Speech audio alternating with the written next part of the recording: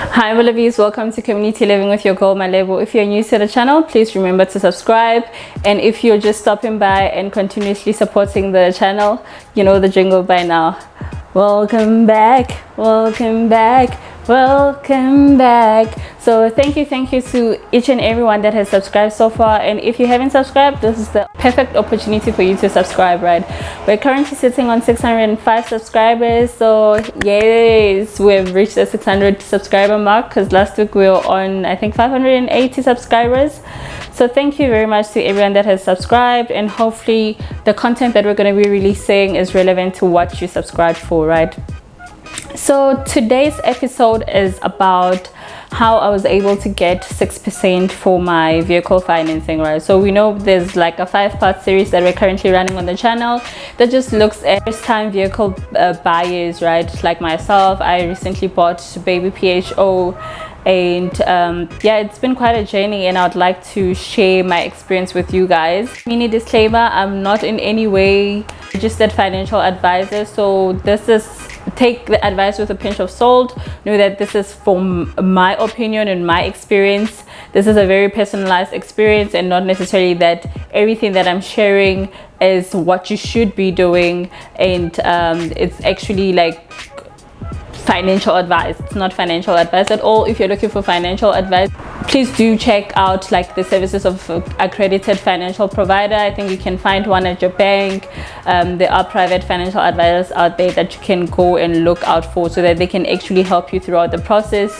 And if you haven't checked out the episodes that we've released 2 episodes already. I'm just gonna link them here on the card, so you can just go and check them out right after, or even before you continue with this video. You can just really understand what the series is about and what the channel is also about. So if you don't know, we're a financial literacy channel for young black professionals, and you don't have to be young or black or a professional to really get valuable information from the channel. So please do subscribe, do like if you like the content so far, share it with your friends, so that we become a more financially savvy nation, and we really do use our finance like wisely. So I'm gonna get right back into today's topic. So today's topic is going to be like a story time. I'm just going to be sharing how I was able to get 6%, what was my experience with my current bank, what was my experience with the new bank that I now like I got my vehicle financing with, and so forth, right? So I found the very first thing was that one of my friends said I should try and get pre-approval. So you don't really need to get a pre-approval for vehicles. So when you are trying to buy a house, you have to sort of get a pre-approval before you go and view the houses, because you might not be able to buy any house that you think you would want to buy if you don't get a pre-approval, right? I don't think it's also mandatory. I think it's just if you really want to know that, yes, I can now start shopping for houses. So with a car, that's not necessarily the case, because when you submit a code to your bank or your banker or whichever financial service provider that you're going to be getting the vehicle finance from, then what they do is that they run a quick credit check, and they let you know how much you're supposed to be getting, right, from your credit score and so forth. So what I did is that I found a code of the vehicle that I wanted. Back then it was a Renault Clio.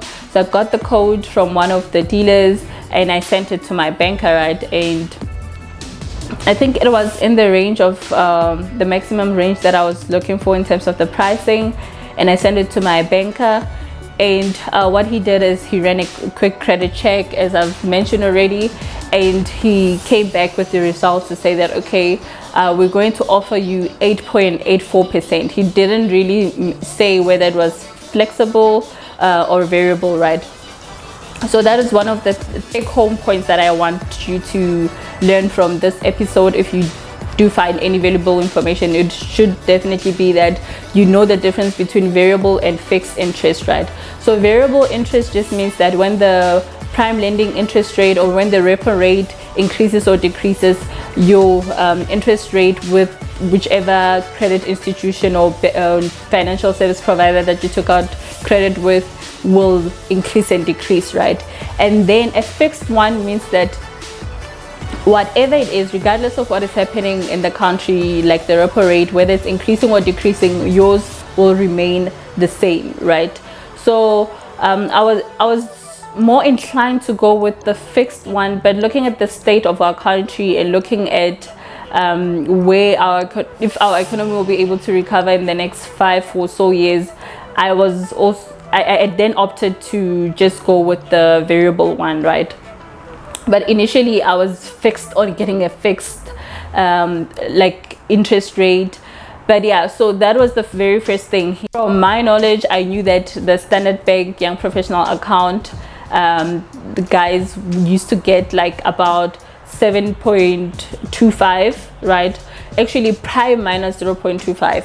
So prime at that point was about, I think, 7.5, and then if you subtract 0.25 from that, they used to get that, right? So because it's a variable one, whenever the prime lending interest rate decreases, it also decreases with the interest rate that they are paying, right? So in my head I was just like, I already know one bank that I can go with that will be able to give me a lower interest rate, right? Because currently I am banking with Nedbank, and I'm under the Young Professional account, right?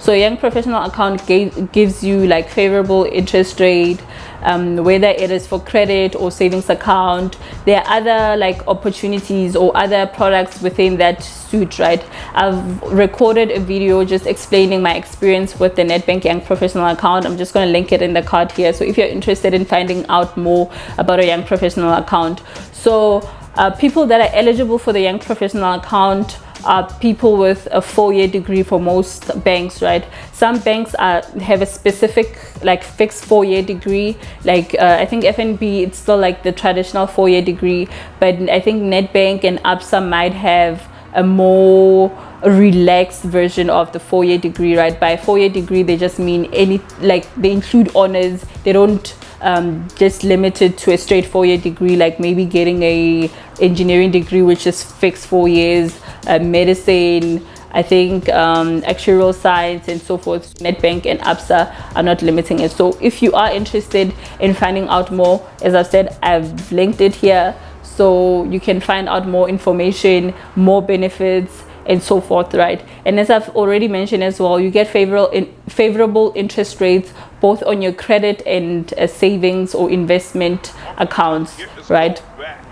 So I knew that I could get an interest rate that was lower, so I wasn't going to settle for the 8.84% that my banker was initiating. So I already told him about it. I was like, okay, I know with Standard Bank you can get like 7.2 prime minus 0.25, and then he was like, oh, okay, fine, that's fine, but I would need proof that they can offer you that, meaning that I have to get some form of proof that I am eligible for that 7.25, because it might be that on paper or like through their marketing component, they're like, okay, we'll offer you like prime minus 0.25, but when they actually do like a credit check and they're trying to give me this like loan or approve this loan, then they go back against their word in a sense, because maybe I don't fit the criteria or something of that nature, and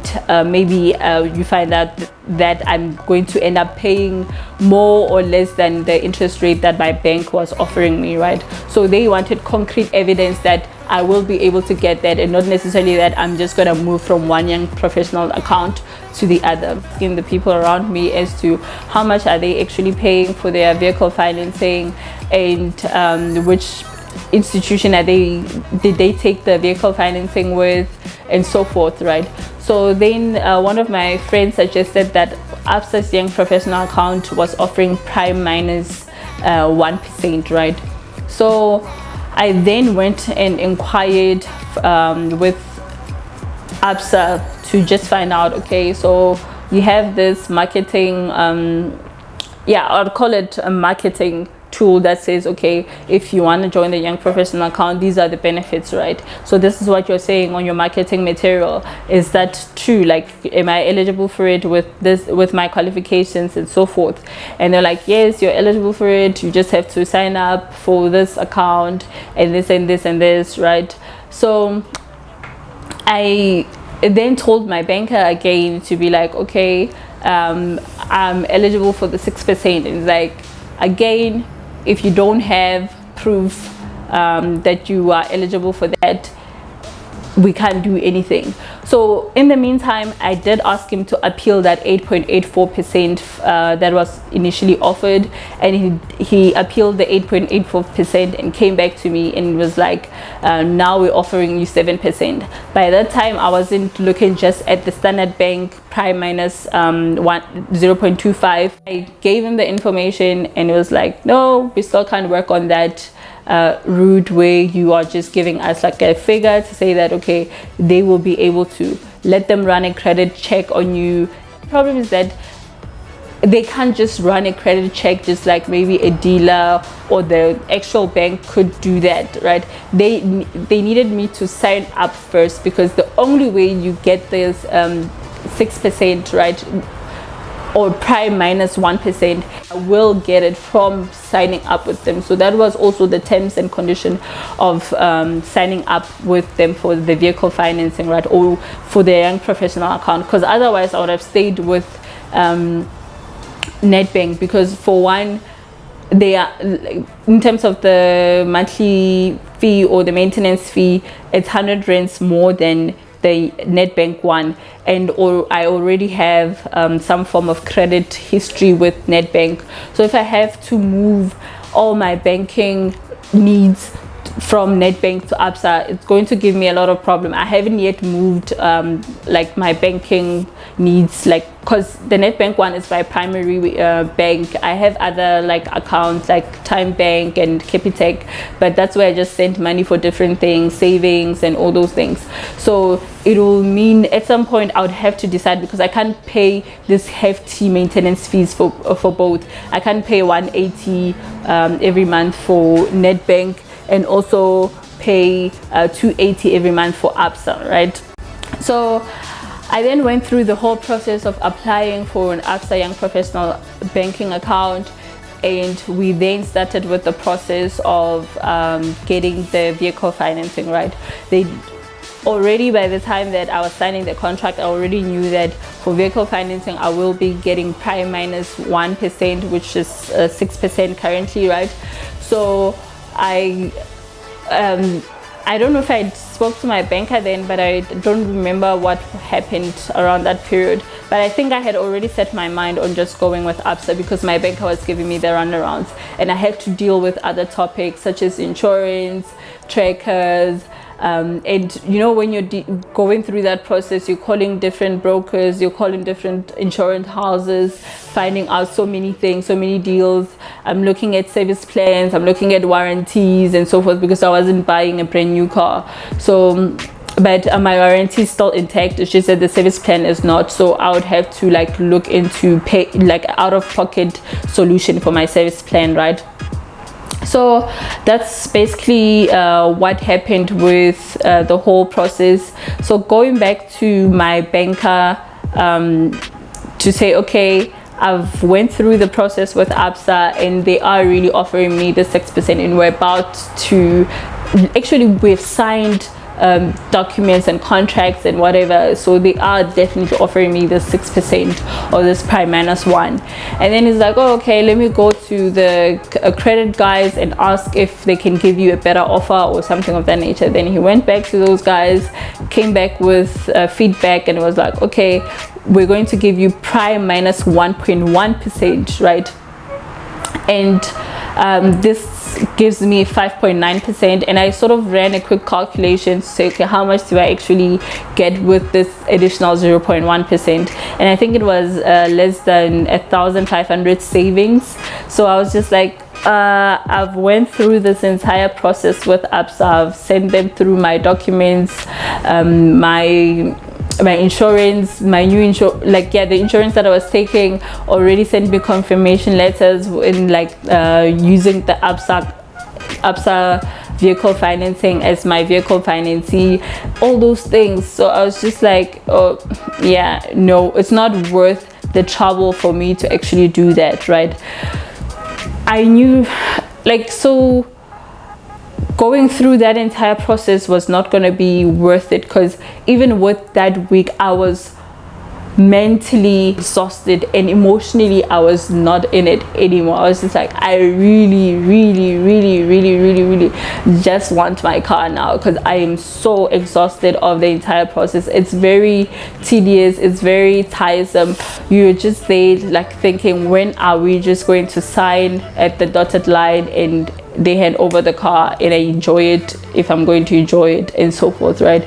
So that was basically it. I hope now you have an understanding of how you might be eligible for a prime -1 with ABSA, because ABSA is the one that's offering it. But maybe you can also try with another young professional account suit with any of the big 4 banks, right? So if you're with FNB, similar to what I recommended in the other video, was like, okay, if you get a quote from one dealership and you have a quote from another, but you like the deal from this dealership, you just give them the quote of this dealership to say, okay, can you get me a similar deal or something of that sort, right?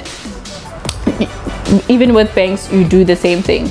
If you're banking with FNB and you're under the young professional account, or even if it's not a young professional account but you're going through that vehicle financing application, and you know that you have a good credit score, then you can maybe just go with another bank, find out what other banks are willing to offer you, and don't try to let your credit score get some type of knock, because we know that with multiple credit inquiries, that is a punch on your credit score. You will lose some of the score that you currently have, or some of the points that you currently have. But the more important thing is getting the best interest rate over getting a high credit score that you're not necessarily going to utilize in the near future. You're probably going to buy maybe a house 3 to 5 years from the time that you buy your car or something, right? Unless if you're buying them simultaneously and you want to preserve the credit score for your house and so forth. But otherwise, do those multiple credit inquiries, find out what people are willing to offer you, and then find out that really compare them against each other and make them compete to get your business, because this is really big funds that you're going to giving them, right? You are taking a loan for maybe 500,000, 200,000, 100,000. It's a lot of money. So get the best interest rate that's possible in the market. Negotiate for every single bit of it, right? So yeah, that's basically it with my story. So one caution that I want you to heed is that whatever bankers are proposing, that's not the final say, right? You can still negotiate. That's why you need at least a period of 1 month or more, so that you can start this process. When you start, you're like, okay, 8.84%. And it's easy to just be like, oh yeah, I know people that are paying 14%. But you've got a good credit score, and maybe if you have a 4-year degree, you can be on a young professional account. So that means that you are eligible for this prime -1 with ABSA. So that should be your benchmark of saying that I can get prime -1. So anyone else who's going to get me any other deal, it's either prime -1.2, prime -1.5, or something of that nature, because they still want your deal at the end of the day. And with a young professional account, they know that it's not just going to be vehicle financing. Soon you're going to be able to buy a house. After that, they can also get maybe you into a credit card. What the new banker was trying to recommend an overdraft, and guys, I've never spoken about overdraft. Never take an overdraft facility. For me, it just means that you're living above your means, right? It means that you cannot plan, you didn't budget, and you are really not utilizing the funds that you're like, whatever income that you're gaining, you're not utilizing it properly, hence you need an overdraft facility. I would even go as far as saying that rather use a credit card instead of an overdraft facility, and don't use both. There is no need for you to use a credit card and an overdraft facility, and once you're mixing both of them out, it goes back again to the same thing, that you are living above your means. So that is basically it when it comes to how I was able to get the 6%, and I really hope you've learned something and you're going to be able to get 6% or less than that with your bank. So thank you very much, guys. I really hope you've learned, enjoyed, and please share if you have like an interest rate that is lower, or if you were able to get an interest rate that is competitive, and how you went about it. So comment down below with your experience, and also, I don't know how, but I know you can move your vehicle finance into another vehicle financing house. So I might cover this topic later on in the series, but yeah, for now, this is what I have for you guys, and I really hope that you're going to enjoy the rest of your week, and you enjoy the process of buying a car if you're in the process of buying a car, or if you're looking forward to starting the process, that you will have a smoother ride than what I had. And this information really equips you to know what's available in the market. So thank you very much, guys. Love you, and God bless.